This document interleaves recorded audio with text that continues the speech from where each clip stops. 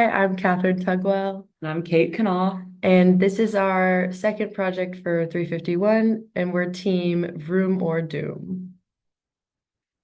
For our executive summary, our study compares two models that predict whether a car's emergency braking system should be activated or not. Our data set had 797 images, and our baseline accuracy was 50.54%. We tested a convolutional neural network and a faster RNN. And our CNN had a test set accuracy of 79.9%, and our faster RNN had a test set accuracy of 51.4%. Overall, we decided that our CNN performed better than the faster RNN did.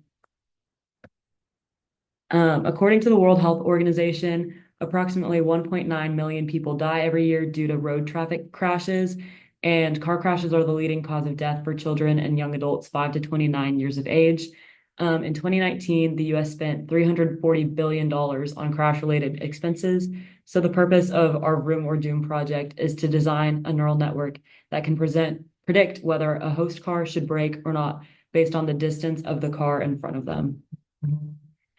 Currently, there are autonomous emergency braking systems called collision avoidance systems.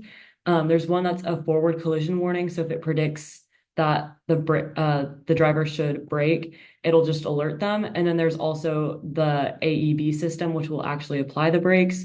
There's many different types of sensors and cameras that are used in these. For example, Subaru uses an eyesight system that uses black and white cameras, and Volvo uses a laser radar system. And then, according to the study, the forward collision warning alone reduced front to rear crash rates by 27%, and the emergency braking reduced crash rates by 43%. And then a combination of both of them is 50%. And then for AI methods that are currently being used, there is a smallest univalue segment assimilating nucleus and a 3D pulse coupled neural network method that's used in combination with the cameras. And this determined that the detection accuracy of a moving target depends on the relative speed of the host in front, and vehicles with small relative speed of less than 10 kilometers per hour had a detection accuracy of 69.1%. And then for our data set, we used a traffic light detection data set from Kaggle. And so we had to go through and sort all of our images based on whether we think that the car should brake or not. And originally it had 3,000 images, but we sorted it into yes brake and no brake to get the 797 images. And then since it was a traffic light image set, some of the pictures didn't have images of the road, or it was kind of ambiguous, like where the lanes were and stuff. And so those were deleted, which is why we had a big decrease in data set. And then overall, this is how we kind of divvied up the yes and no. Overall, we had a 70-30 test train split with our 797 images. So, some feature engineering and pre-processing we did. With our training images, we used MakeSense.ai, which is a web-based application to manually label the test images. And so you can see in the top image, that's the selection for the car. And then it outputted YOLO coordinates, which were used in the model, and they are overlaid in the second image using plotting techniques through Python. And then also we resized all the images to make sure that the dimensions were consistent, and then normalized from the 0 to 1 range to standardize input.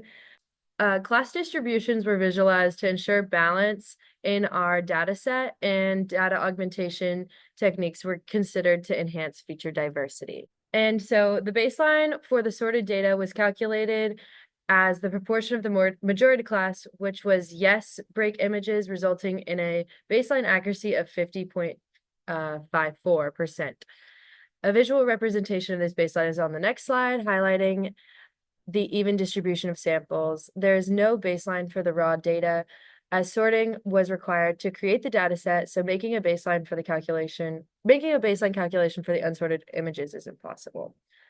And so you can see here our total test images was 552 and our baseline 50%.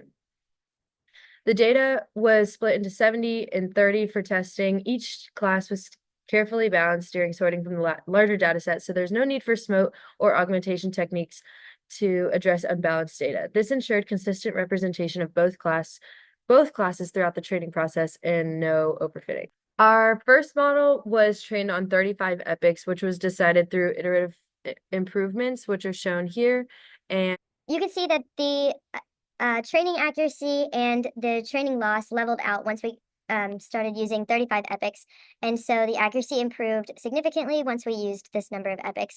And once we ran our model, you can see that we had pretty high accuracy and all of our other metrics look pretty awesome. And then the second model was trained on 3 epics because it's a much slower model. So it was chosen based on the loss curve stabilization and that further training would not yield significant improvements. And so here's that training and validation loss. And here are those metrics. And we can see that the accuracy is much lower, being 51%, and the recall being very low at 3.9%. For our convolutional neural network, we constructed a custom architecture with 3 convolutional layers, and we can see the model summary here. And for our faster RCNN model, we used a ResNet 50 backbone, which is used in object detection tasks. And that summary is seen here. And we can see the comparison of the performance metrics directly here. And we can see that the neural network accuracy is much higher. And overall, the metrics are just more evenly spread. Here's the confusion matrix for the neural network, showcasing a pretty even true positive, true negative distribution in the ROC curve with a AUC of 0.86 and versus the faster RCNN model with a very low true positive rate and a high true negative rate and a high false negative rate. And here's that ROC curve with an AUC of 0.52. And so with all of this in mind, we can come to the conclusion that the RCNN exhibited significantly high precision and specificity, but it was very cautious in making positive predictions. So this lets us know that it failed to detect most true positives. This imbalance between precision and recall led to a poor F1 score and AUC, highlighting the challenge of achieving a balanced performance across all metrics. And so you got it. In conclusion, we decided that in the future, we should focus on optimizing the model to have a higher sensitivity in order to minimize instances where cars don't brake when they should. And then we would like to use images from different locations since the data set was mostly from a city. We'd like to expand that to urban, rural, and highways. And then we want to use YOLO or a different faster RCNN model to draw bounding boxes around just the car of interest. And so here are some flowcharts that can kind of summarize what we've done. This is our pre-processing. We went from a data set with 3,000 images and we separated it into 3 different groups, one of the largest being removed from the data set. And then this is our linear type flow of the first model. And here is the flow of the second model. And so quickly, to show this is our first model predicting that this is yes brake versus no car in the lane, so no brake. And the second model showcasing a similar image, no brake versus yes brake based on image or object detection. Thank you. Thank you.